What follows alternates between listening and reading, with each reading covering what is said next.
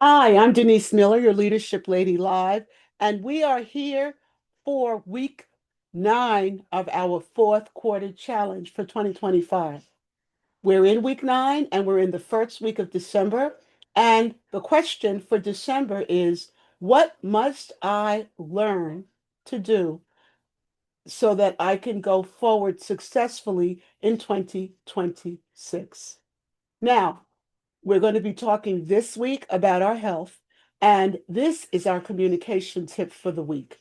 But before we go further, please do remember that if you like the content, to subscribe, to follow, to like, to share, and to invite someone with you and join the fourth quarter challenge community.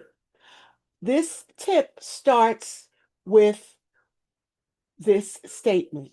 You must learn to speak your health needs out loud because your voice is the most powerful health tool that you have. There is one communication skill that will transform your health outcomes, and that is clearly articulating your needs and unapologetically articulating your needs. When you visit your doctor, do you generally downplay your symptoms, rush through your concerns, or nod along when you don't have a clue of what's being said or you don't understand fully? This month, remember that your health depends on your ability to communicate three things clearly and very specifically. The first, how you describe your symptoms is important. Not just the vague, I feel tired, but instead a specific, I wake up exhausted even after 8 hours of sleep, and I lose energy by 2 p.m. every day. Details matter. If your doctor is to correctly diagnose your issue, they must know every detail. The second is to ask clarifying questions until you truly understand. Say to your doctor, can you explain that in simpler terms? I always tell my doctor, I need this in English, please. It's not a sign of ignorance, it's a sign of self advocacy. When you begin to ask a doctor to articulate more clearly and to make it specific and simple, that doctor begins to have a respect for who you are and understand that you really do care about your own health.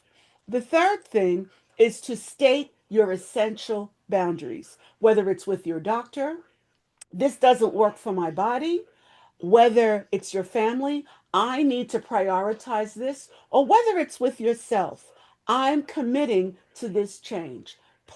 Practice clarity over politeness, honesty over minimizing. Your action step this week, have one honest conversation about your health, either with a healthcare provider, with a loved one, or even with yourself through journaling.